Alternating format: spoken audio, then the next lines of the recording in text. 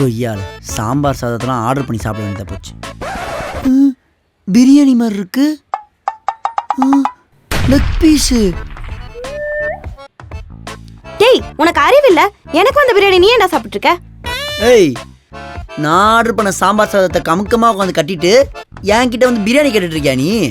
ஏண்டா என் 300 ரூபா பிரியாணியும் 30 ரூபா சாம்பார் சாதமும் ஒன்னாடா? 30 ரூபாவா? அது 80 ரூபா தெரியுமா? சி, முதல்ல லெக் பீஸை கீழே போட்டு பேசு.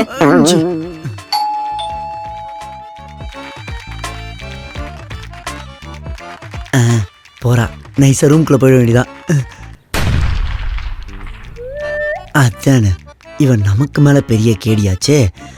பூட்டிட்டா.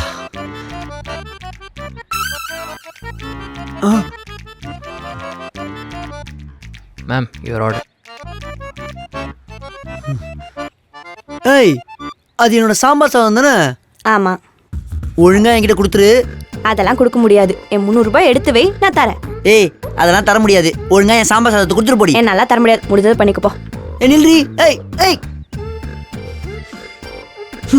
பிரியாணி போச்சு, சாம்பார் சாதமும் போச்சு.